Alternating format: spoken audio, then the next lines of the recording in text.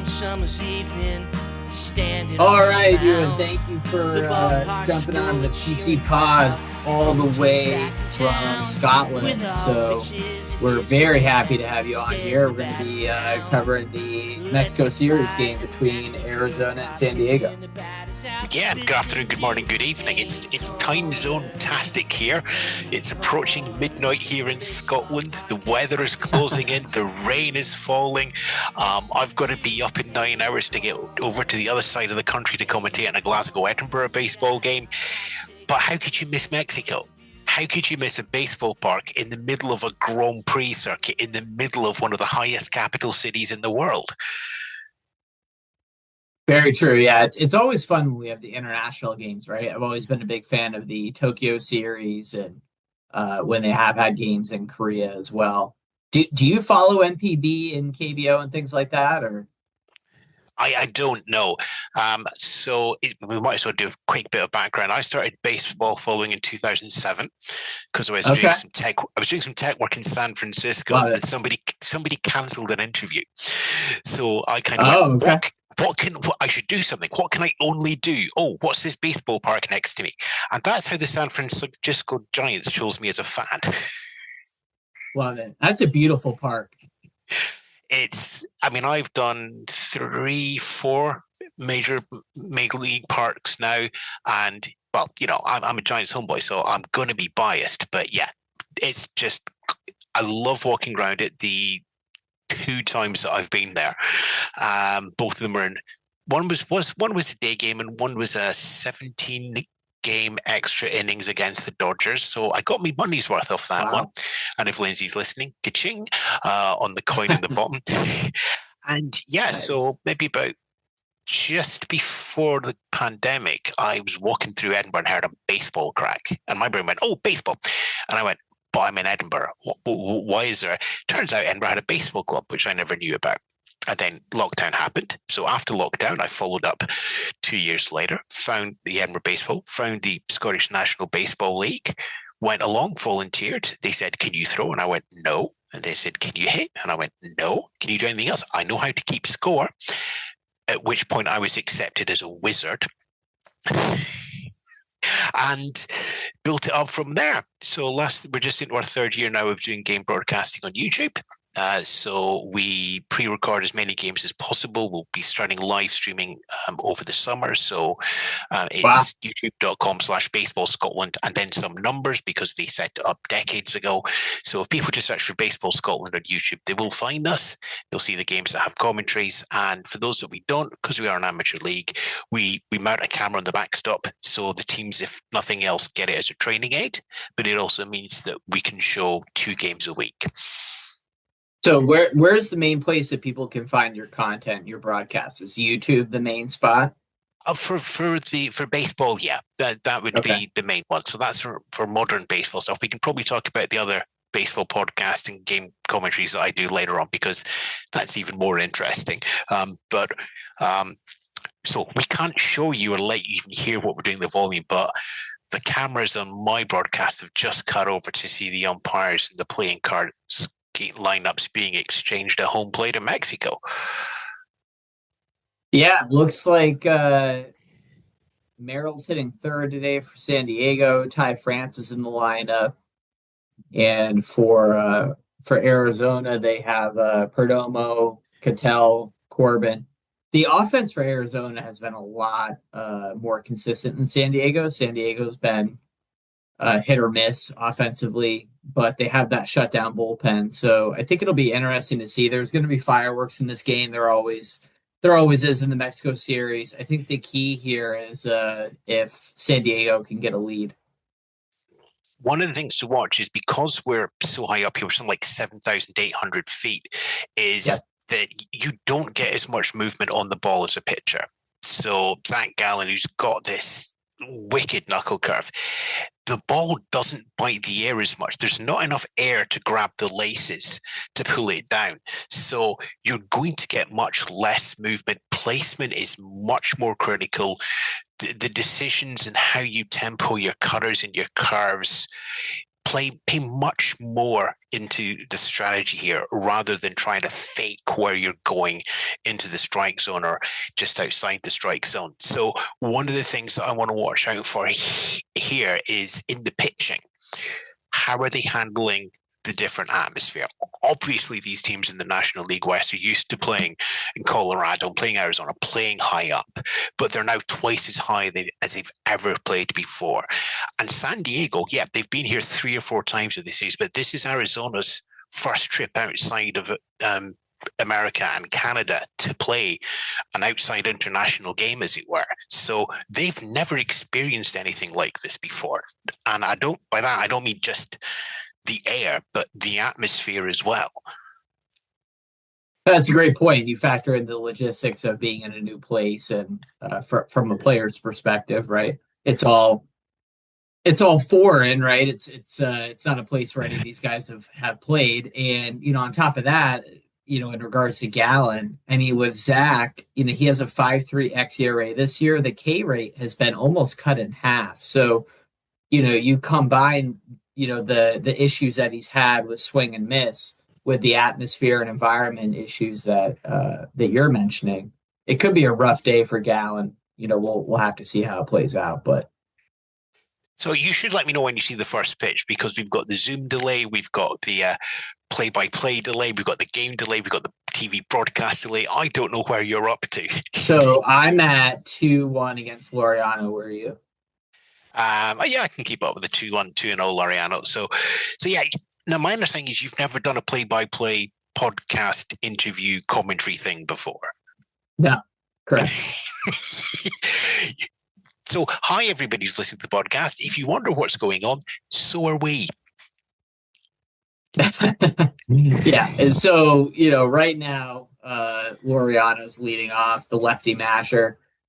It's interesting because, Laureano had that PED suspension, but he found a way to bounce back. Sometimes these guys, when they have these suspensions from the, from the drug tests, they're not able to bounce back and put up similar numbers that they had before. You look at like Tatis, for example, where, he was an MVP candidate. He hasn't gotten to that level since that suspension. Laureano came closer to, the version of what he was prior to that. And Laureano's going to take the first out. That's gone out to right field. Comfortable patch from Carroll out in right field. And this is also where we have to think about the air, because essentially, if you think of a baseball field, because of the rarefied air, you got another 30 to 40 feet. So it's like the wall is 30 or 40 feet closer than what you would normally expect. Yeah, the air is thin and the ball is traveling. It's like Coors Field times 2. Tatis at the plate. He's had a slow start this year. We haven't really seen the slug from Tatis much. It's there 2-1. Gallen bringing in there. And to the outside low. This is a really interesting one for the pitchers, as we said, because they've got different air, they've got different humidity. We've got the humidity consider as well. They've got to you always have to recalibrate whenever you go to another stadium as a pitcher. As the count goes full again, 3-2 on Tatis. Here, it's those extra variables of the air, of the humidity, of the heat as well. And that payoff pitch comes down. It's going to go to Vargas at first, and out number 2. Now, if you're calling this game as Del Castillo, are you calling that knuckle curve less because of the environment? Again, I don't know. I mean, he's like with anybody who throws even a little bit of knuckle, the first thing you've got to find out is my knuckle working today. Yeah. And that is always the big question. And that comes down not just to is your arm feeling it, if you've got the good ball, it's also if your catcher is able to catch the knuckle. So the first question is, are you actually able to get it going? And you have to go from that. And it becomes a bit more of a fastball because, again, you don't have as much movement. But if you've got the knuckle working, you're still going to get, you could get up to 12 inches on a knuckle as we go through there. Yeah, he just threw his first one to Merrill.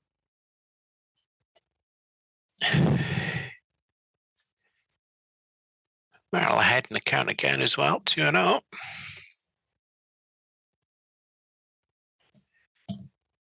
And pushes to 3-0.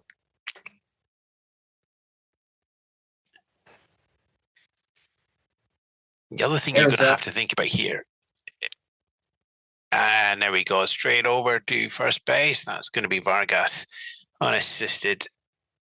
2 unassists and 3 away in order. Perdomo, Marte, and Carroll coming up in this strange hybrid commentary podcast chat about things, whatever it is. I'm Ewan Spence. And Aidan Smith at Painting Corner. So, Perdomo is a fascinating player. He had a huge breakout season last year. He kind of came up as a glove first shortstop, and he found his way. I mean, it is an offensive environment at Chase Field, but he's been absolutely spectacular. We weren't sure if he was going to be a second division regular or, if the bat was going to be a 40, a 45, and last year the bat was more like a 60. So, with him and Cattell and Corbin, they have a legit top of the order offense. That's a playoff offense, especially if the bottom of the offense performs with the way that Perdomo's been. When Perdomo gets on base, he's shown that he can steal. He's shown that he can run the bases really, really well. And I'm going to flag up the environment again because there's so much that changes. You've less air. It's harder to steal a base up here because it's harder to put in the extra effort to do that. So, with the stolen bases that have been working really well for the Diamondbacks this year so far aren't as effective here. Yeah, that's a great point. And what's interesting about Perdomo is he's actually a sub 50th percentile runner from the speed standpoint. He's really just a guy who knows how to get a strong lead, and he has good instincts. Similar to Ronald Acuna. I mean, Ronald Acuna, I think he was 28 feet per second when he had that big season and stole those bags. That's really more about the skill of base running than it is being a burner. You think about someone like Josh Naylor, who stole 30 bags last year as a first baseman. And Perdomo showing you 259 for the season, but there's an even more interesting one that I find here. He's 833 against Marquez. That's a great point. Yeah, and they saw him in Colorado too. I think the advantage and the interesting thing is both these teams are used to at least playing at some altitudes, at about 4,000 foot or so. So it's not like, it's not like you'd be sending something like the Colorado Rockies up with the Mariners because, there's already a 4,000 foot difference between what those teams are used to. Sure. Adding another 4,000 feet is great. But yeah, I mean, San Diego here batting as the visitor team, but this is, let's be honest, this is effectively a home game in terms of crowd support that we have here. Yeah, it's interesting. We have a battle of the knuckle curves here because Marquez also throws a knuckle curve. Yeah, and we got a cold strike 3 from Marquez there. So first real pitching damage. Key is going to be, if you're not going for the strikes, get it on the ground. Keep it on the ground because it will carry. Yeah, Marquez has shown that he can keep the ball on the ground in altitude. I think that's part of the reason why he had success at Coors Field for so many years.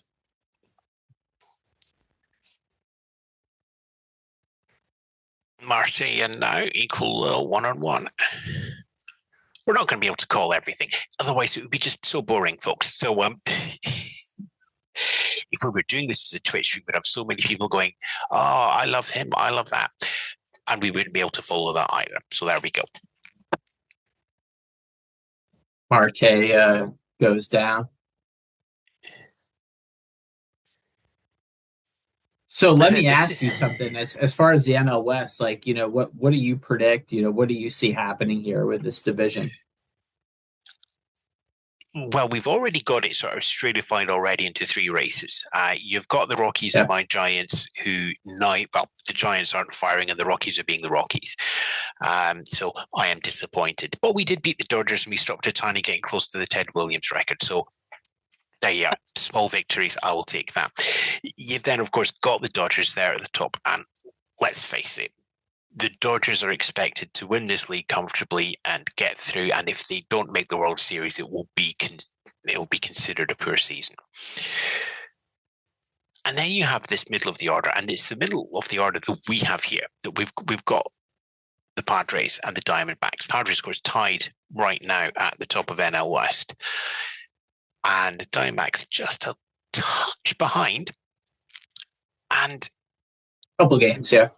Couple of games, but one of these teams comes second. So basically, you've got the Dodgers who are away, and then you've got four teams trying to get the wild card spot. You know, we talk about NLW as the NL West, but it's really the NLWC, it's the NL wild card. This really the only hope these four teams have, unless they can go on an absolute tear and embarrass the Dodgers, at which point everybody in the rest of MLB, even Yankees fans, would start supporting them. And we get the third out with a ground out. Well, the year you said you got classic into 6-3. baseball in 2007, right? Yeah. So that was the year when the Colorado Rockies went, forgive me on the exact record, but I think they went 20-4 or something in September to get a wild card, and then they rode that to the World Series, and then of course ultimately they got swept. But that's an example of how, you know, a 500 team can get hot, right? Yeah, and once you get into postseason, anything can happen in these short games. I mean, you have a 7-game series, and it kind of just about equals out at 7-5. You can ride your luck. If it's a one-shot wild card, which used to have, or even just a 3-game series, at that point, it, you know, 1 error, 1 fluff, and that's it away. So, do you want to extend the postseason? There's the discussion that we can have in August and September. Certainly, though, the TV executives and the money people would like a longer postseason. But well, you see how it gets watered down, though, right? And I don't know if you follow the basketball league stateside, but the NBA has done this expanded playoff scenario, and you do see how it gets watered down, right? I personally think that the MLB has watered it down to the extent that they can without getting pushback, right? So having that second wild card is already more than it's ever been. It's a very different way of doing your post league and that you would have in the United Kingdom, because most of the sort of UK and European leagues, especially with football, you kind of have, you play everybody, it's one league, and whoever's top wins. And the cup competition is completely separate. So you could have a team winning the Premier League in England, for example, but they get knocked out of the FA Cup in like the last 16. And they're completely separate. The idea that you play for position in the knockout competition at the end is not something that you would normally see in European sports. It's also a different way of approaching sports. The American sports, especially the NBA and the MLB, you can have it as an all-encompassing fan experience. And one of the things that I found hard when I started to properly watch baseball, because I'm a night owl, so it was great. I could watch stuff at 11 o'clock at night, and it would be fine. Is that so much leans into the numbers, the stats, and it's actually really intimidating if you haven't grown up with it. You know, coming in as I was in, does maths in my head, mid-30s. I'm like, how do you approach something like this? Middle of the order, by the way, everybody. Machado, Rogers, and Sheets coming in for San Diego. Machado leading off.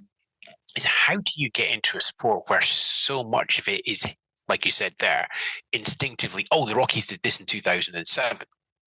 You know, that would be me learning, going, oh, somebody did this in 1988. And I'm like, Why do I need to know that? I got a great piece of advice, and I wish I could remember who it was from. As my shadow grounds out on an old classic 5-3 straight across the diamond. And he said, like, you've got your team. I said, yeah, I've got the Giants. He said, right, choose one name on the Giants and follow that. And choose one name player from another team anywhere in the league. And maybe keep an eye on a second team. And that way you'll get a feel for your own team. You'll get a feel for following a player and you'll start to understand his numbers. And with another team, you'll kind of keep in touch with what's happening. So obviously I had the San Francisco Giants. I had friends in New York, so I went with the Mets. I went, well, they're in the same league. I should kind of follow the same league. The Mets are a tough follow right this moment, but yeah, they're generally but they sort of just like keep an eye on it so you get another outside influence.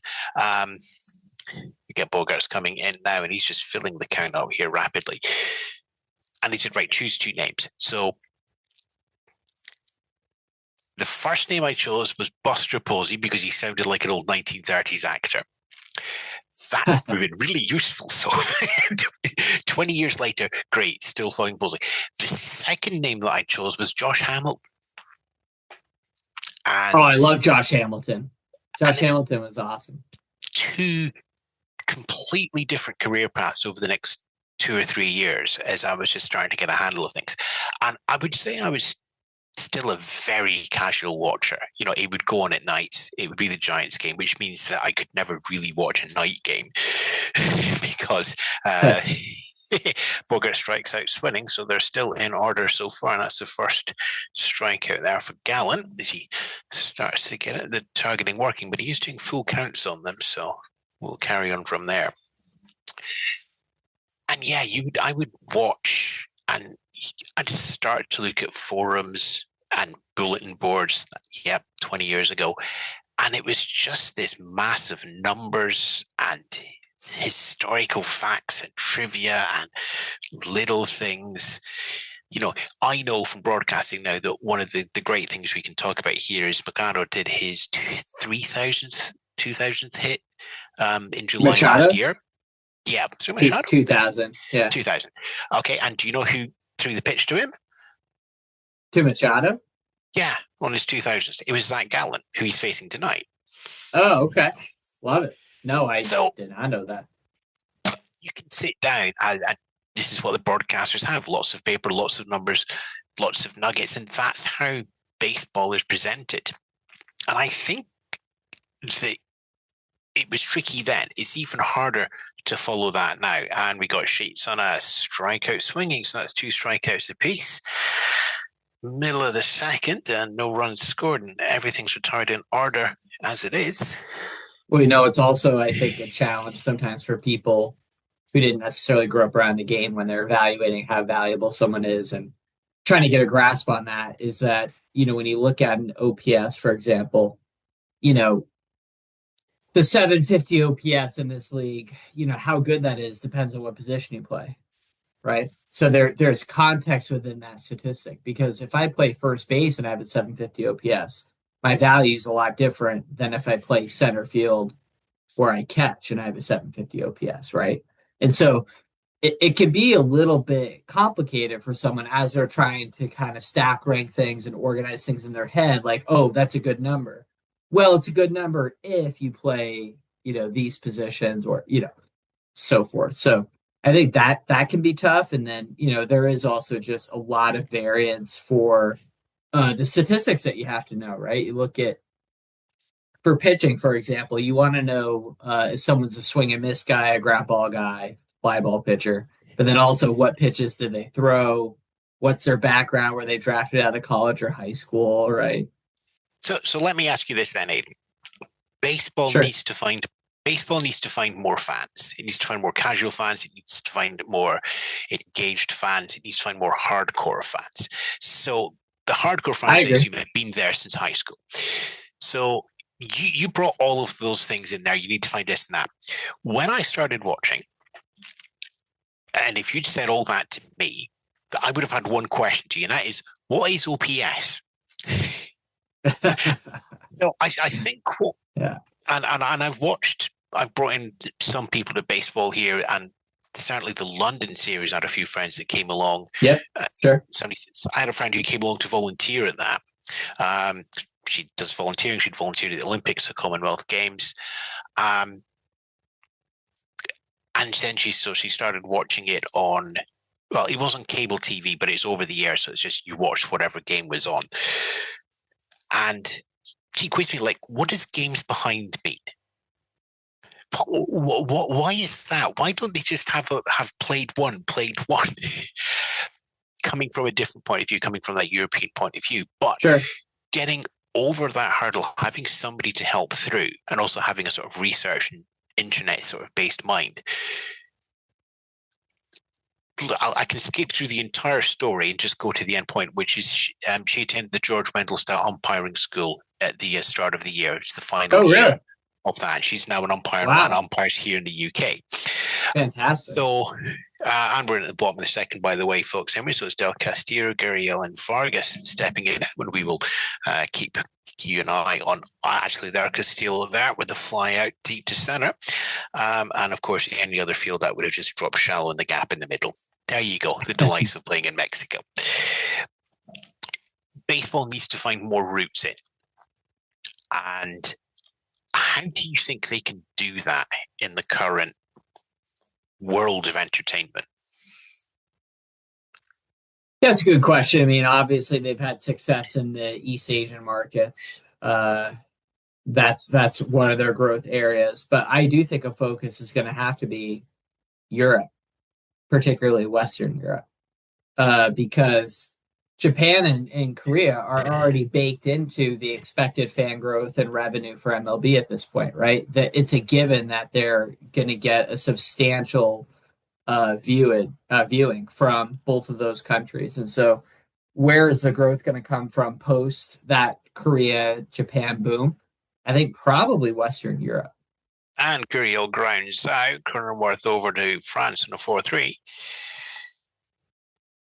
And so to answer your question, I think from a colloquial sense, like some of what needs to happen is I do think in some ways the sabermetrics is almost an enemy of growth, because when you look at the ex-WOBA and things like that, people just shake their head and they become apathetic pretty quickly because it is a lot to wrap your head around. It's also, when you look at the stock market, for example, particularly like the US stock market, when people talk about margin in derivatives, a derivative is buying a position on a stock, not the actual stock. So you take and line drive as we get our first base runner.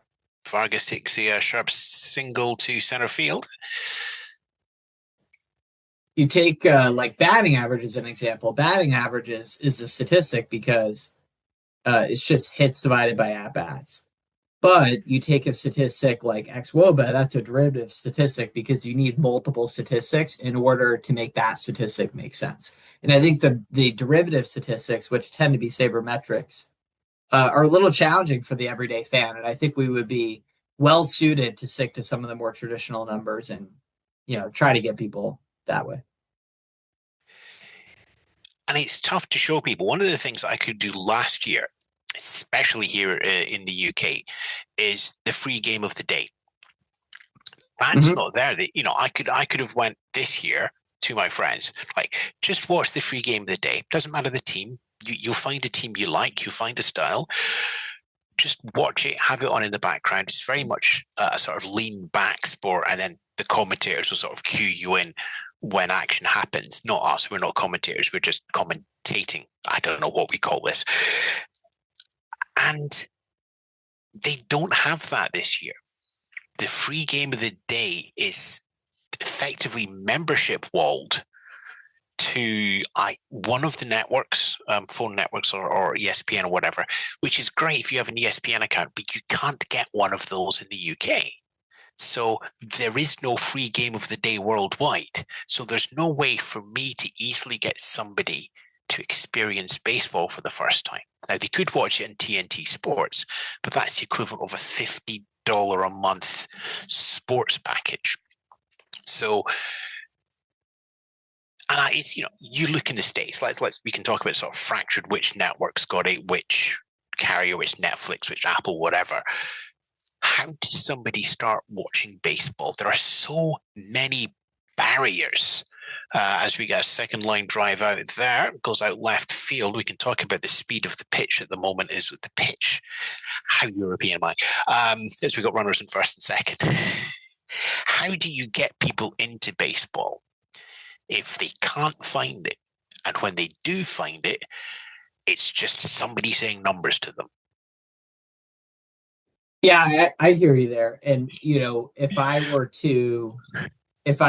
to be asked by someone, how can I watch a lot of games for a reasonable cost, I would suggest the MLB package. And you're going to have games that are blacked out, right? Your Apples and Peacock games and so forth. But you're still getting quite a few games for whatever it is, $150 for 6 months, 7 months of baseball. Well, I guess 6 because you don't get the playoffs, but it is still a commitment. It is still a commitment that you're going to have to put money down first. And I do think baseball is in a very relatively unique position. It's something that lasts 2 or 3 hours. Mm-hmm.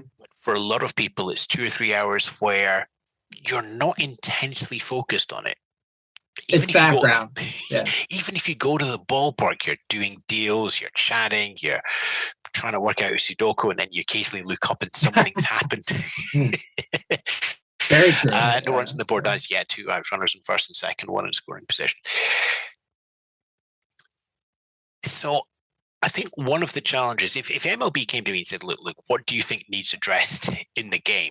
As we get another line drive going out center field, and that's going to bring first runner home. So we're going to get 1 on the board by the looks of it, and we got a slide in coming in. So, yep, that's going to be a 2 RBI double. Fernandez taking the swing out into deep left center along the ground.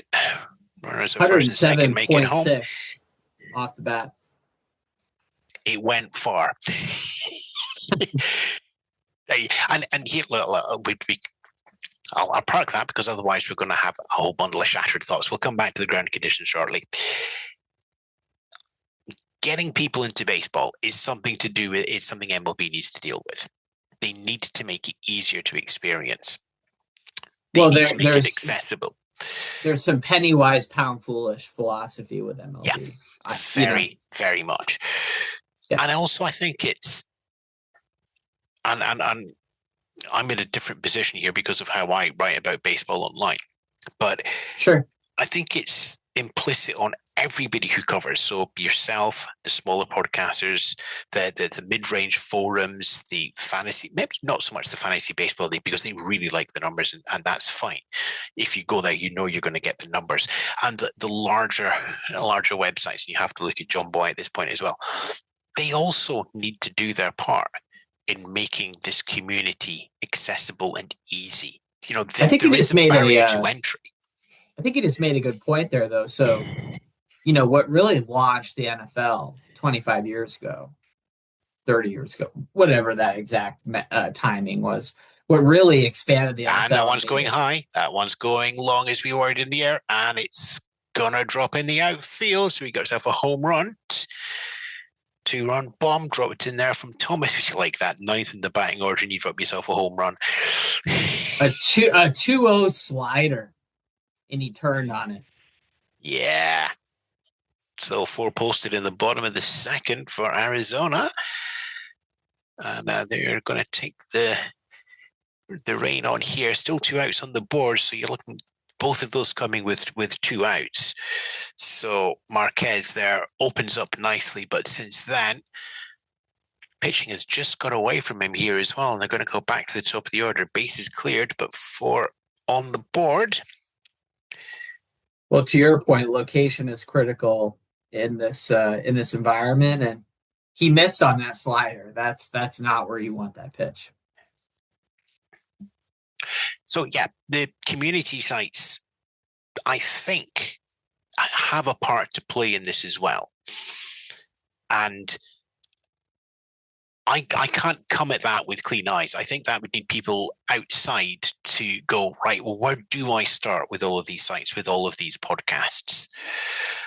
And it's an interesting challenge because obviously you are in friendly competition with other podcasts, with other sites. But at the same time, you're part of a wider network. And I do wonder if that network could make it easier for somebody who wants to get involved in baseball and find out more to find a way in. Yeah, I do think so. I mean, you look at minor league baseball as an example, and this is where I think I love it. MLB I love it. I've been to one. I went to the Brooklyn Cyclones 2 years ago when I was in New York, and absolutely loved it. Which minor is league high baseball A? is the No, it's the Mets spirit. AAA. I think the The Cyclones are the Mets AAA. Somebody will fix Cyclones, us yeah, I in the think corner. that's right. Yeah. But yeah, so I think minor league baseball is really, it really captures the spirit and encapsulates the spirit of what baseball is supposed to be. I think that MLB looking at it as an expense on the balance sheet is a mistake. The way that in the last CBA they condensed the leagues and eliminated a lot of teams. Not a big fan of that. I would also add that taking a little bit of a loss on minor league games to make sure that kids get access early on in their lives, but also to make sure that older folks, adults like us, let's say I wasn't into baseball. Well, if I have a high A team 30 minutes from me, which I actually do coincidentally, uh, I have the Everett Aqua Sox. I just went last night. I've been 2 times this week, one time for credentials and one time just to hang out. But that game is accessible, it's affordable, and it's easy to understand, right? Like, I'm not looking at sabermetrics on a balance sheet when I go to a minor league ball game, you know? And so I think that that's what we need is for regular people to be able to take their kids and spend less than, let's say, less than $200, less than $300 US to be able to go to a minor league game for 2 or 3 hours. Because when we get to that MLB ticket level, and I know that we were talking about watching the game on TV and things like that, but there's a physical component to this as well, right? Being able to actually go to the game. And Perdomo grounds out. It's a full count. Egg heads over to Cornerworth again at second base out of Ty France at first. Again, they're all keeping the balls on the ground. They're all keeping the balls low and trying to get contact, nothing else. When they're hanging in the air, they're getting sent long. So it's going to be interesting to see now. So you got the top of the third, how Gallen deals with the positioning as well. He's defending a 4-run lead. Yeah, Gallen's looking at the bottom of the order here. Ty France, who actually won a Gold Glove last year, Freddie Fermin, and Jay Cronenworth. It'll also be interesting once Gallen's pulled to see how the Diamondbacks manage the bullpen, because it's been covered by a few folks, but there's no lefty in the Diamondbacks bullpen, which is highly unusual. They've had a few injuries, like Saul Frank's out for the year, and then their other lefties hurt as well. They had a Brandon Garcia in camp in spring, but they sent him down for command issues, and so they actually don't have a lefty to face Cronenworth late in the game, Merrill late in the game. So that'll be interesting. The MILB is an interesting experience one because when, as you said, when you're in the park, and also I suppose exactly the same as when you're in the park with the majors, is you don't have access to all these sabermetrics. You're watching a much cleaner game. You're watching a game where maybe you can glance up at the scoreboard and see the batting average, see the runs and the hits for the year. You're right. That actually makes it a much easier experience. Plus, people are racing around dressed up as sausages. And trust me, when I share, so I have a Discord community of all my friends, and we share sports stuff as well. And when I start sharing them baseball stuff, they are just, what is that? And I'm just going, it's a mascot race. And they're like, what is that? It's this like, well, the mascot's race. And now I'm saying it, I'm bang saying, well, look, that's just what we do. It's also, what is that? And it's immediate line out there from France going out to the right field. Carroll collecting that one up nicely around the belt. So yeah, the accessibility, like every sport, everything is going to have its own sort of feelings, its own sort of conditions, its own tempo and in jokes and references. The key, I think, is to make sure that those are easily understandable and are welcoming and not excluding for people coming in. Well, you know what they also, I think MLB misses to an extent is, let's say, for example, the Hillsboro Hoppers out in Oregon. They're an affiliate of the Diamondbacks when Corbin Carroll was on the team, the Hillsboro Hops. So let's say you live near Hillsboro in Oregon in the States, and you take your kids to a couple games. They love Corbin Carroll, right? Well, they're more likely to want to go to a game, a Diamondbacks game, when Corbin makes the major leagues. So there's a component of like being able to get into the game while you're in town and then wanting to follow MLB when you see your guys in the show.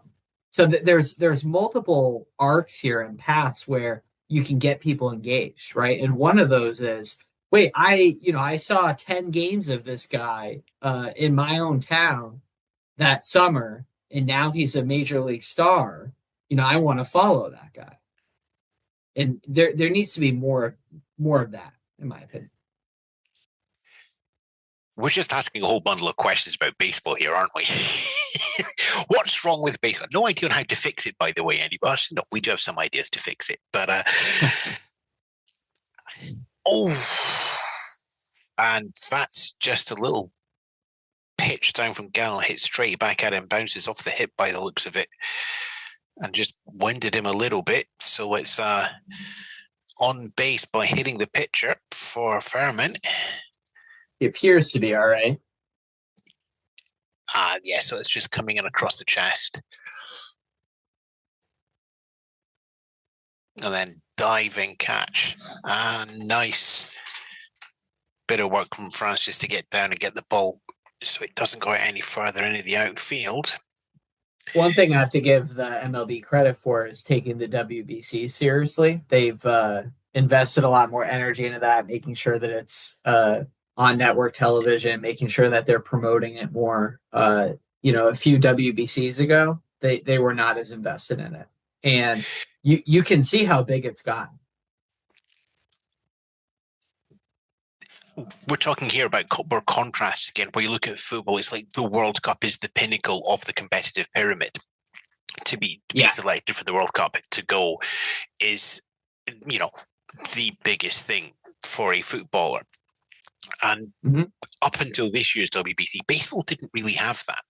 It was just like, you're not getting to go. We don't have the insurance. So it always felt like it was the minor leagues World Baseball Classic when you were getting it felt like an exhibition tournament, right? Yeah. Whereas this year you had a lot more players standing up going, no, I want to put on my country's colors.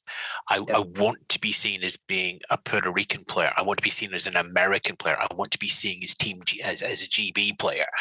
Yeah. And here's throwing up another question. Do you think having it at the start of the season made it harder? Because a lot of these players who went to the WBC came back already a week into their fitness. They've already played a week's worth of games. They weren't as fresh. They didn't have that time in spring training with the rest of their teammates. So somebody like Logan Webb, for example, for the Giants, who's not been having a good couple of weeks, but had a relatively good WBC. So there's a question mark going, well, what comes first, club or country?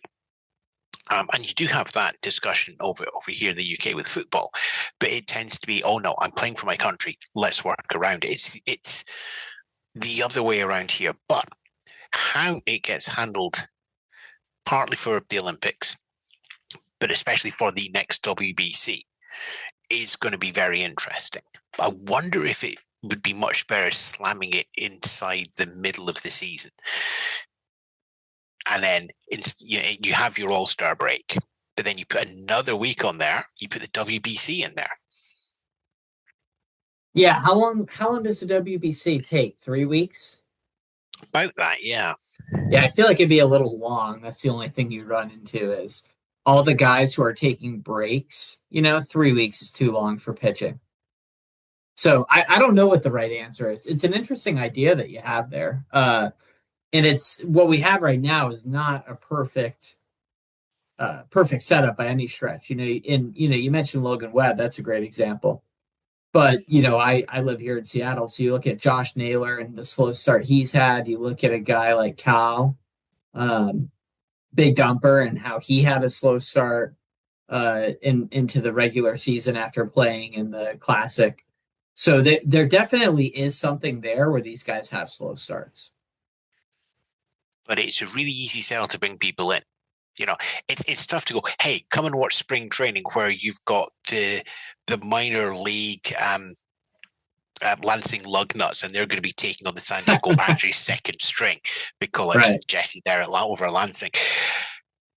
But it's much easier to say, hey, do you want to watch Japan play Puerto Rico? Oh, yeah. And also, I will say, the attitude on how much of a priority the WBC is varies a lot country to country as well. Some of the Japanese players, the year that they come, they don't play in the Classic. So, everyone else does, and that's true of the KBO too, really. I mean, they get pretty much everyone they want. The US is a little bit different because of the insurance and the things that you mentioned. In the last WBC, they had major pitching problems. They could not get star pitchers. And just while we keep an eye on the game as well, which is allegedly what we're doing, we've got all the lights on. 3 balls, 2 strikes, 2 outs, runner and scoring. San Diego down by 4. Yeah, and like I said, it'll be interesting to see how they manage the bullpen here. Because Gallen's at 50 pitches already. Marquez is a little under 40. I mean, this is the thing now. You want to get into the bullpens quickly, but the Gallen is holding them here. It's a 4-0 game, so you just want to take a little bit of breath. What's that? 1, 2 foul offs coming through. It's interesting. He hasn't thrown one knuckle this inning. And there's a high swing on for strike 3. Okay, side retired. So we are middle of the order, and it's San Diego 0, Arizona 4. Oh, I could ask you this now. How would you read the score now? Read the score out to me, like you're an announcer or a commentator. Tell me what the score is. Yeah. I'd say middle of the third, 4-0 Snakes. Nothing. Because every instinct I have, having watched sports here in the UK, is to say nil. Is to say San Diego 0, Arizona 4. Because I don't say San Diego nothing. It just sounds wrong to me. Yeah, it sounds existential and kind of harsh, right? Nothing. It's just not something that we would hear in commentary. Right. So do you say nil in baseball even? When I'm doing, so I do commentary for the Scottish leagues here, and most of the time that is me standing with a clipboard behind home plate doing what needs to be done. Sure. And if I'm doing something instinctively, literally like I did, if we rewind this tape back for a minute, I'm going to say that this is San Diego 0, Arizona 4. Now, to me, that seems perfectly natural. And to anybody who's listening in the UK, that's going to sound completely natural. But to you, it's nothing. To you, the natural thing is the other way around. And we're talking about the WBC here, but I love that fact that baseball is worldwide, but it's also very slightly different around the world as well. Everybody loves putting up the sort of the Korean and the Japanese commentators clips when you see the Japanese players. And obviously, being Giants, I'm going to look at Jung-Ho Lee. Everybody else is going to look at some guy called Shohei, who's not as good as Ted Williams. 84. You couldn't even get past Duke Snyder. Sorry, I know a little bit of history because we'll come back to that. Sure. The rich fabric that you have is unique in sports. and the fact that it is universal but not universal is something that has taken me quite some time to get used to, now that I'm putting myself out there, now that I'm putting my voice out there. So as I said, started doing commentary like 2-3 years ago, but in terms of sort of going online and engaging with a slightly wider community, this is the sort of first year that I'm doing that. And this comes back to my point earlier. Sometimes it can feel quite intimidating as we get a hit by pitch, and Carol's going to get on base on that one. One out so far, though. Ground out. It's that Cronenworth-France combination once more. Sorry, I was just going a little flight of fancy there about the romance of baseball and how it sounds different but sounds the same everywhere. Getting hit by 95 is certainly not romantic, though. But yeah, no, it will be to some people. Yeah. Each to their own. Each to their own. Yeah, I do. I love the variations of ball, though, for sure. Let me ask you something. How hard is like the average fastball in Scotland? Probably about 75. Okay. So that would be Taport's Avon Fletcher and Edinburgh Cannon's Garrett Stell. Both of them play for the national teams as well. So you're probably sitting about mid to high 70s, I think, for the South. And to remind everybody, it is still an amateur league. So, it's the, Monday to Friday jobs, everybody comes out and they just we're just going to play baseball at the weekend. And you got to be dedicated to go, I'm in Scotland, I'm going to play baseball, because there's not many of us. No, I think that's fair. Yeah, no, that's about right for like good amateur baseball, 75, 80. It would be really interesting to sort of work out where we are level wise in the minor league system. Are we low A, high A, double A, where would Scottish baseball, where would British baseball sort of sit competitively? Well, it doesn't always fit so cleanly, because like from a velocity standpoint, that wouldn't be professional, but that doesn't necessarily mean that the skill set's not professional. But yeah, from a velocity standpoint, I mean, that's like, I would say that's average for like a big like high school program, maybe high 70s. Fly out to left field in foul territory for the second out on Del Castillo. But we also prioritize velocity a lot here in a way that like even the KBO in Japan historically anyway haven't prioritized velocity the way that the US does. Something that, as an amateur league, fitness and injuries and player welfare has to be considered. So, for example, the Scottish League this year introduced 100 pitches or 4 innings as the limit. Obviously, that lets you play through more pitches, more people get a game. Is it whichever is greater or whichever is less? If somebody is counting pitches, it's 100. Okay. And then you finish the at-bat. If nobody's counting, it's 4 innings. Oh, okay. Got it. So 2 away, run on first. That's going to be a little blow-up shortstop picked up. That's going to be rifled over and straight across the diamond from Gurriel into Cronenworth.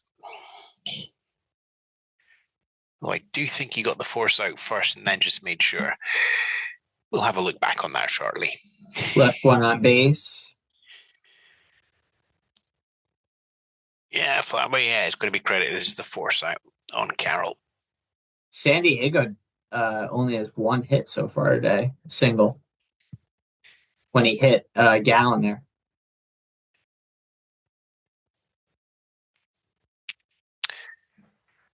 So it's going to be an FC to first. If everybody's wondering what I'm muttering, it is because, yes, I'm keeping the old-fashioned bits of paper going. So let me ask you, what's your prediction for the playoffs this year? Like, what's your World Series matchup? Wow, you're going straight to the playoffs, are you? Yeah. I mean, look, my heart would say I would want the Giants there. Practically, I don't think that's going to happen, but no. Everybody will take away my Veni Vidi Vixi badge if I don't say the Giants. So the Giants. I don't think they have the offense. I don't think they have the lineup for that kind of run, Yeah, but sometimes being a fan is being a fanatic. So it's going to be Yeah. the Giants. Sure. Who would I like to play? Look, I just on the romance, I would love to see the Yankees in there. I would just love to have a throwback Subway series and just bring back the both teams grew up in the Polo Grounds. Let's True. do a World Series. Let's have them back. We can't get to Polo. There's a block of flats built up there, but yeah. Yeah, let's have the Giants go back into the home that they built, knocked down, and built again, and take it off them in 5. I could see Detroit being dangerous in the American League with Tarek and Fromber, and Jack Flaherty. The pitching is there, the lineup's decent, the bullpen's good. I mean, if you go from a practical point of view, then National League, it's tough to look past the Dodgers unless there's some sort of slip up along the way, and that could be injuries, that could just be some bad bloops in the divisional series, but in all likelihood, it's going to be the Dodgers. They ran them close, and anything can happen in a 7-game series, of course, as you know, or a 5-game, right? The Cubs look pretty good. I mean, I could see them upsetting the Dodgers in a series, right? I could see the Tigers. I mean, the Tigers would be fun. From box office point of view, you've already had a lot of talk around the Tigers. And you have the Dodgers, which means you're going to get the foreign viewers coming in on that one as well. If you were Manfred Mann, you'd want to sit there. You'd want to have some sort of matchup like that. If you're not going to get a marquee team in, you want somebody like the Tigers that you can easily sell both as an underdog, but as a skill and a magic and something that's going to happen. I agree. I think Tarek Skubal, it would be awesome to see a pitcher of his caliber get to have his World Series moment. And then obviously it's going out on TV, but then you also have your audio commentary on MLB.com, which is geared towards people who haven't watched baseball before. Find your friendly voices, so they come in and all they talk about is average, home runs, RBIs, and they just really, I mean, this is going back to how do you make baseball accessible? And I did say, if MLB asked me, you have that wonderful nature in MLB that you can have alternate commentaries. Trying to explain, by the way, to sports fans here in the UK that every team has their own commentary team and they are inherently biased. And that's just how it is.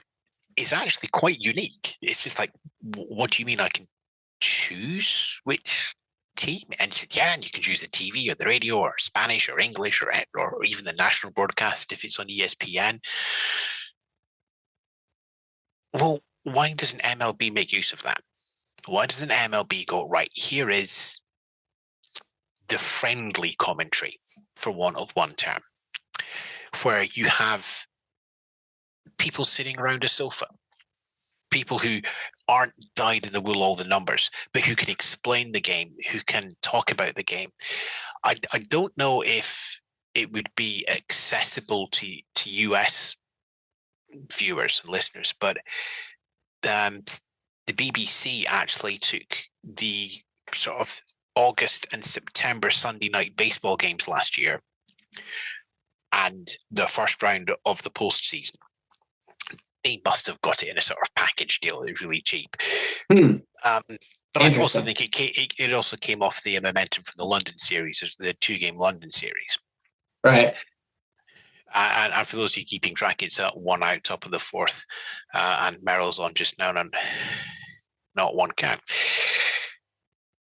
Doing what we're doing now, obviously a little bit more keeping an eye on the game, but they brought in a commentary team of a former player, a current announcer, and a sports presenter from the BBC squad who didn't really know baseball. Well, he did know baseball, but he was asking all the simple questions. Like, what does that mean? Why is he going there? Why is it important to decide if it's a right-hand or left-hand pitcher? Now, because the BBC knew that most people watching wouldn't have watched baseball before, or would just have a casual relationship towards it. And I watched it and was really intrigued with it, because it's like, how do they present it? Now, it was very basic. So for me, it was just like, yeah, I got this. I know all this. But for my friends who were watching baseball really for the first time, in a sort of, right, you have to sit down and watch this, it made it much easier for them. It was Melanie Newman that was coming on. So they had Melanie Newman essentially being lead commentator. And they're asking me questions, and they're just like, what's that on her knees? And I went, oh, that'll be her scorebook. And they're like, what? I said, yeah, it's a bit of paper and a pencil, and she'll just be taking scores. And within 5 minutes, they'd had, because they were watching their email box, somebody come on, oh, what's Melanie doing? She keeps looking down. And they just basically got an over-the-shoulder camera, leaned it in, and she went, and this is here, and this is a single, so I can see who's got a hit. And spent just a few minutes going, this is what a scorecard is. This is how I commentate. And it was, as I said, I wish I could know that it wasn't geo-blocked and still available for your listeners to listen to, because it made baseball so much more accessible. I think we need to get a petition going for the free game of the day again, right? I think that's important. But I think if you could have the free game of the day, and you could have, let's call it accessible commentary for the moment, where you don't go deep into the, hey, he's one behind Duke Snyder in a streak of on-base hits. The amount of unpacking that needs for somebody who's never seen baseball before is 5 minutes worth. First of all, we have to decide whether it's Duke Snyder or Duke Snyder. I don't know. It looks like Duke to me. That brings people in. Now, unfortunately, the BBC hasn't carried on with that this season. I suspect that a lot of that will be down to budgetary reasons, or it may be that some like TNT Sports here in the UK went, no, baseball's coming to us. Yeah. But if you're talking about international expansion, as you were, as a way of growing that, it has to be, you can't assume that somebody's grown up with it through high school. You can't assume that somebody's going to actually take time when they're watching one game a week on a Sunday night to follow all of these numbers. How do you do that? This is a universal challenge. Because once you capture somebody on that accessible commentary, once you get somebody getting interested, as I said, my friend's been all the way up through, she's now umpiring games around the UK. We went on a road trip 2 years ago, and we took in 2 games at Yankee Stadium, one of the Mets, one of the Red Sox, and down to the Cyclones as well. So we just did a little week of a game a day. Nice. And all our American friends are just like, oh, I'm so jealous. And all the Brits are going, what? And I said, yeah, but when the World Cup comes around, you're going to see at least 3 games in 5 days. You're going to bounce around. You're going to bounce around America. Your travel costs will be slightly higher than mine were. Yeah, well, we have some games here in Seattle, so I've heard about that. Whoever gets the Scotland and the Tartan Army, you will, just watch out. Once the World Cup arrives, just have a search term set up for Tartan Army, and Scotland, worst team in the world, but best fans in the world. We will walk away with the best fans at the World Cup trophy. There you go. Guaranteed. Went away, bottom of the 4th. Still 4-0 towards. I've done 4-0 again automatically. San Diego 0. Arizona. Yeah, 4. their Arizona's already into their pen. They're already reaching into the bag there. They had fought through the 4th, and Marquez is still in for now, but he's already over 50 pitches. I imagine he hasn't had a high stress inning. So that's another thing that I think can be a misconception sometimes, where people look at the pitch count and they think, oh well, he's at this number, so he must be coming out soon, or the opposite, right? But a lot of times it's, did he have a 30, 40 pitch inning, right? So if they have that high stress inning, that's actually when you tend to see guys get pulled. Arenado takes a single down the left.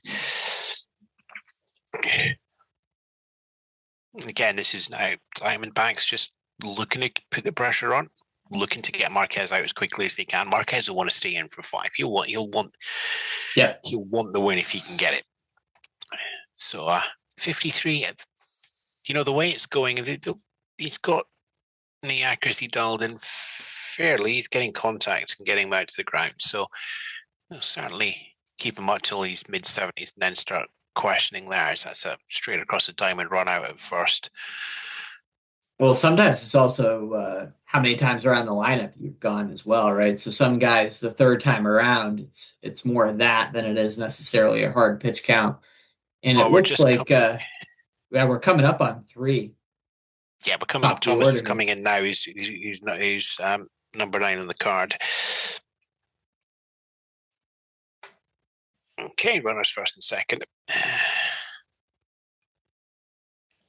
So as the listeners can hear, we're kind of watching the game, but this is why I talked about the sort of lean back experience, the accessible, and like, how do you introduce somebody to a game which you're only meant to watch half the time? It's a stupid game. That's the beauty of it, right? You can watch it all day because your average day in the summer, there's at least 10 baseball games on. None of them are free at the moment, though. As we get another one over the plate, I put the link. Oh no, that's just a replay. You put a big R in the corner that says replay, deep, high, and long, but it's going to go straight out in Laureano's hands at left field. It's going to lean back a little bit though.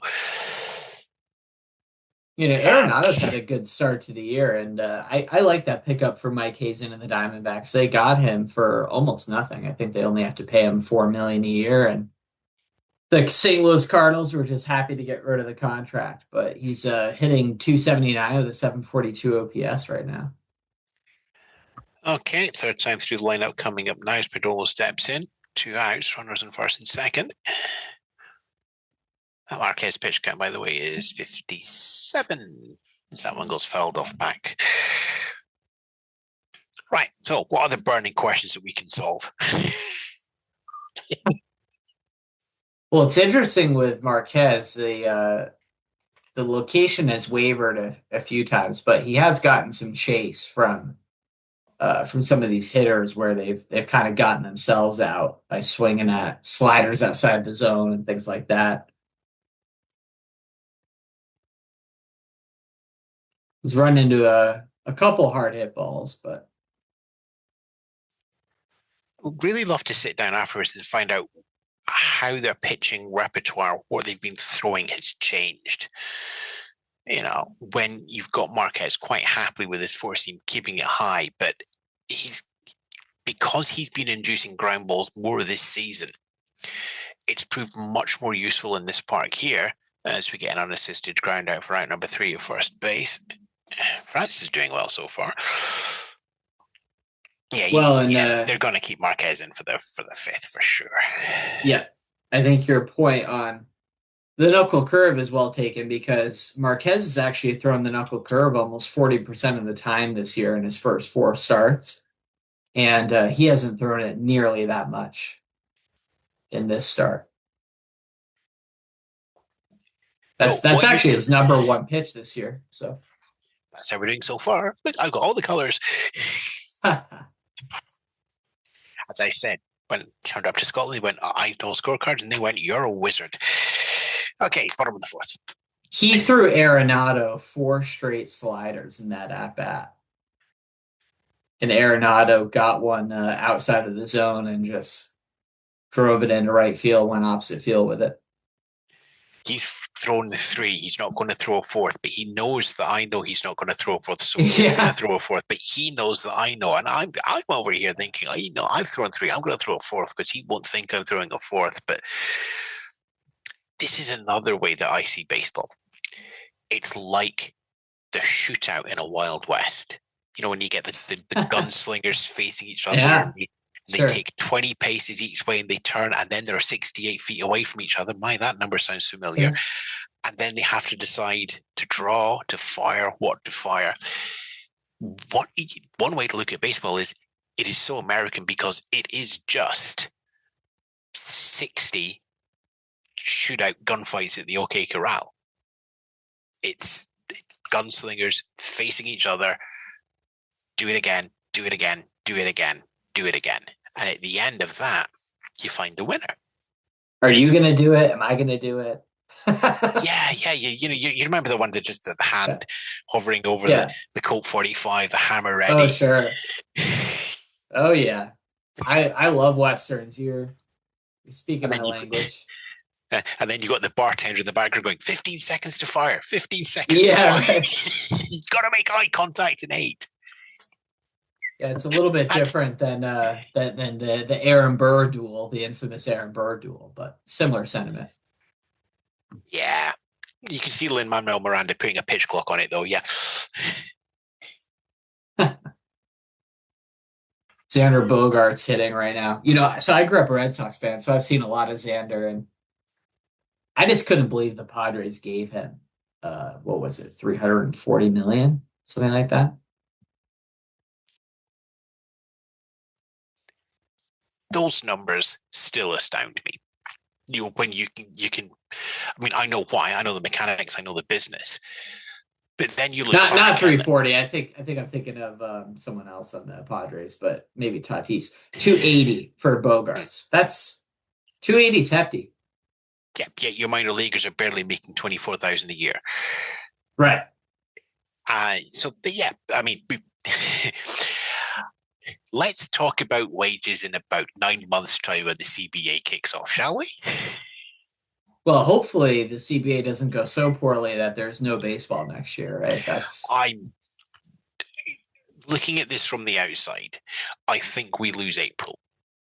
I think that both sides will not want to be seen to be giving in too easily, which means I think we will have a similar situation to the last one in the 90s, like where we lost the first month and they compressed the schedule. They started doing more double headers just to bring it in. So hand on heart now, what I think we'll get is I think we'll lose April. We'll still have the full roster of games, but you'll have a lot more double headers that were played out to 7 innings. Man, I hope not. Oh, the Red Sox just fired Alex Cora. Wow. Oh. That's breaking news. Oh, great. Now we have to be breaking news as well. Jeez. Hey, you got to be dynamic in this game, right? That's unbelievable. Can't believe it. Not just Cora as well. Bench coach as well. Hitting coach as well. Game coach. Well, those are all Cora's guys, so that's not too surprising. But yeah, you're right. They got rid of multiple guys. Wow. Yeah. They fired Jason Varitek, too. That's the Fenway business of baseball at work there. Still, I can't believe it. Have San Diego had a run? Yeah, San Diego had a single in the third, so they've had one runner all, but that's about it. That's a 10-17 start for you, right? Pretty much, yeah. What do we got? Let me just run through so I can get the cards. So Bogaerts is a strikeout swinging. Yeah, Sheets was 4-3. Yeah, I'm behind in the card, but there you go. That happens. And there's France, though, sending that one into the stands. So there's one on the board. Yeah, it's interesting, right? He's been with multiple, I think 4 or 5 MLB teams, but the Padres is where it all started for him before he was traded to Seattle. He actually played college ball in San Diego, too.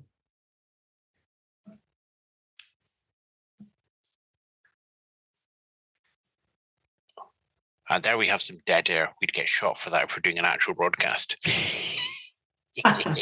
San Diego is beautiful. I don't know if you've ever been there, but that's a great place to go to a baseball game. Perfect weather, California weather. I have. It was the first place I went to in America when I did a conference there back in like 2005, 2006. So that was really my first ever stateside trip. Okay. The Kansas City Bar and Grill, or as everybody else in the Nice. world knows it, that bar that was in Top Gun. Oh, there you go. Yeah, I knew the sites I wanted to see: the Aerospace Museum and the bar from Top Gun. Nice. You're a Top Gun guy, huh? Are you Goose or Maverick? I'm Bob. Okay. No, I'd be sort of slightly above average, but not brilliant. But I'll take slightly above average in everything I do. So, Hey, that's fair. who's that? I literally, my mind just went blank on the original pilots. So I'm going to stay with Bob. There you go. Looks like Fermin just went down on the slider there.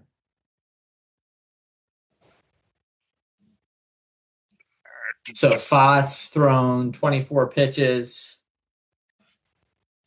So yeah, with a 4-1 lead, I mean, it's interesting. I might even throw Fott out there for another inning, and then maybe I'd pivot to like a Paul Sewald. Maybe I'd pivot to Thompson. Loizaga has actually been surprisingly good for Arizona. He had a lot of injuries as a Yankee, but he looks good. And we come back again to my way of appreciating baseball is completely different to that, because I'm not immersed in all the stats in all the teams. So, I mean, do you follow these teams is probably the big question, or is it just you know this because you're watching every day? To me, they're kind of one and the same. So I follow them by watching them every day. I don't know if that makes sense, but It does. yeah. So I mean I have baseball on all day. That doesn't mean I'm watching it all day, to your point that you had made earlier on the pod, but on the broadcast. But yeah, so for me, I have a game on if it's on, most of the time. But yeah, I watch quite a bit of baseball. And I like to have a sense of what's going on. I don't like the idea of Arizona having a reliever that I don't know his repertoire or where he went to school or uh how hard his four-seamer is. I feel like I have to know it. Well, when we start streaming the baseball Scotland games, I'm going to have to send you a link. It will be what, 2 o'clock start. So what's that going to be? Breakfast? No, that's going to be horribly painful for you, isn't it? That's like Well, 6 a.m. Pacific. I do have a newborn baby, so there's a good chance that I'll be up. But well, there we go then. I'll send you the links at some point. yeah, there you go. We don't have any of these numbers. We just go, it's raining. Yeah, I have a friend from Scotland actually, so she's painted a picture for me of life in Scotland. We will tell you it's bad just to make sure that you don't come over so we can keep it to ourselves. We will tell everybody it rains all the time, but it doesn't. It doesn't. I mean, we say the same thing in Seattle, but it does rain a lot in Seattle. Okay. Boom, boom, boom. Yeah, so Marquez is out for the 5th. Want to get himself on the peg for the win. Ketel's a tough matchup for him, though, right? I mean, if he leaves a four-seamer over, Ketel will hit that out, make a mistake. Got to get there first, though. Pitch count's low. Let's see if he can do a nice 12 to 15 inning and hold himself on for a little bit longer. Do you think he would go 6 if he gets out quick? Probably not, no, because all the hits have come from the bottom of the order. Vargas has got a hit, Ariano's got a 2-0 off him, Fernandez has got a 2-0 off him, Thomas has got the home run off him. So I think there'll be a temptation if he goes past the middle of the order. I don't think so. The ones who've been hitting him, he's doing a walk there as well off mark. So, I'm inclined to agree with you, and it looks like I believe in his starts this year, he tends to go into the early 80s. Let's see his game logs here. So 92, 86, 88. Those are his last three starts. So it looks like he gets 85, 90 pitches in usually. Yeah. See, this is the point where I can hold up my scorecard and it makes it much easier to see. All the greens are the hits. Notice how they're all in the bottom of the lineup card. And I like that you have it color coded there, yeah. Well, again, that's the commentator's how. If I can glance down, look at that, and go, "Oh, the hits are at the bottom." Right, I know the story now there, which is different to sitting around going like for example, he's coming up against Carroll. Like you can dive into the stats in the system and everywhere. Let me just scroll down through another page. Marquez against Carroll is not Corbin's great in terms of the hitting. Corbin's having a big year. 960 OPS. That's a nice catch out in deep on Carroll. Fine, nice. Looks like he got under the knuckle curve there. Yeah. So one away, runner at first. Yeah, see, Del Castillo's not faced him, so we don't know what that's going to be.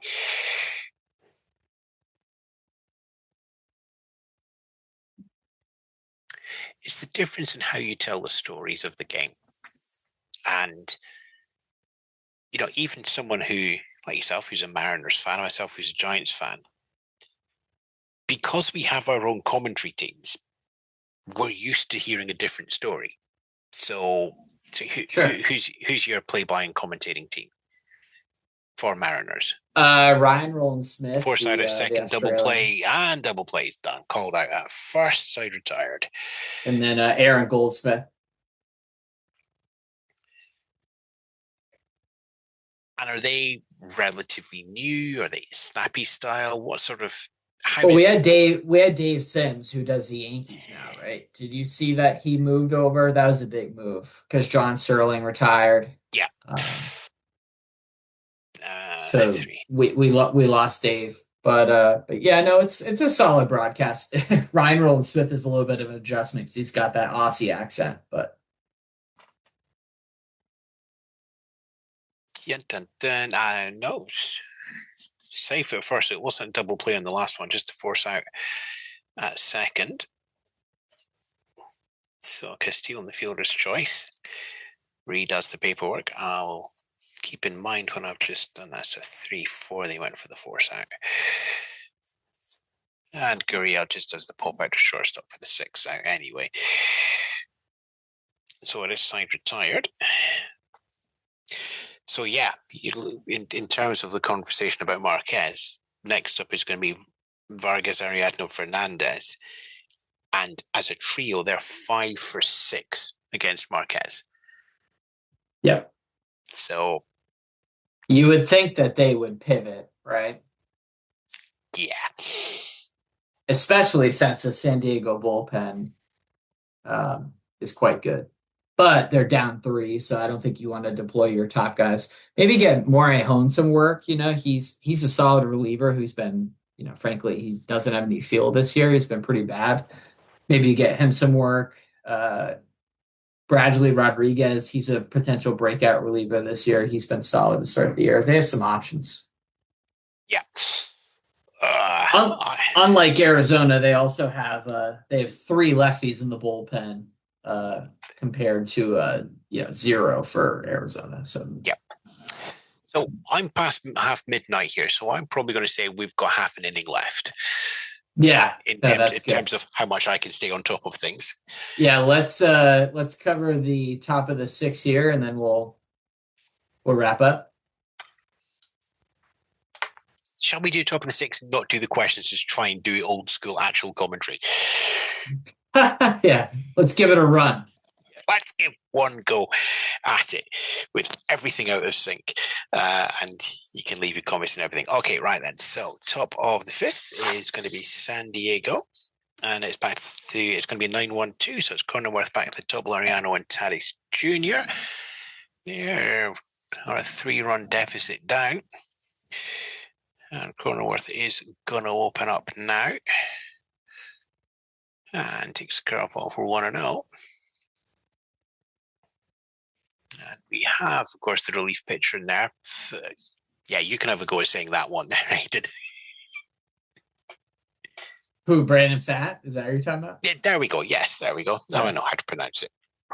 That just looks like a Scrabble tile rack for me, that one there. I can see. He put himself on the map as a rookie in that 20. Do you remember that 23 run when they lost to the Rangers in the World Series? Yeah. He kind of put himself on the map that year. Fastball swung away and foul, 2-1.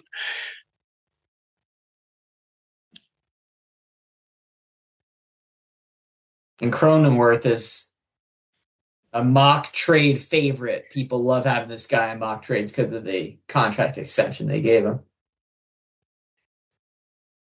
Pitch comes down outside. It's just the point where we say, hey, nobody's got ABS because they don't have the proper cameras in the stadium. Yeah, there we go. Yeah. Announcement, no ABS in the 6th inning. Yeah, 3-1 pitch coming down. And that's going to be popped up high, 10 foul territory. That's going to be on the run, and that's going to hit the netting before Mercado gets it. Wrong card round. Yeah, it's interesting. We have the two defensive third basemen of the generation playing right now. You know, these guys are older, but Arenado and Machado were the guys, right? Yeah. I'm actually going to have to run now because of stuff that's happening outside. No, the it's camera. all good. So let's let's not. When you do the edit, let's not do the 6. Let's just do we're through 5. Let's just do a call out to the end of the podcast here. Sure. Yeah, I mean, I won't be editing it, but I'll make a note. Yeah. So if you want to do whatever you want to do for sign out for me, let's run. Yeah. Why don't you do your plug and stuff now? Plug your stuff, and then we'll do the outro of the song. So go for it. Okay. Right, where to find me? I think, look, I'm just going to push Baseball Scotland here. We can talk about my other podcast another time, maybe. Baseballscotland.co.uk is going to be the main homepage for the leagues. And for those of you who want to just see a slightly smaller arena, we sometimes get crowds up to 10 people. YouTube.com/Baseball Scotland number. So search for that. We will have a link in the show notes for you as well. Myself. Awesome. Blue Sky is probably the easiest place to find me. ewanspence.co.uk on Blue Sky. And slight hint for the other one, you want to search for Classic Baseball Radio as well. Awesome. Love it. Look forward to seeing more of your content, sir. It was awesome to chat on here and riff and yuck some ball. Let's do this again. And I love the broadcast. I love everything you're doing, and I love to see baseball getting bigger in Scotland. So it's been a pleasure. It's been different. I'm going to be interested to see the comments from the listeners. Thanks, Ewan. Take it easy. You too, Aidan. Baseball for the loyal fan from spring into fall. Aidan's talking facts, John's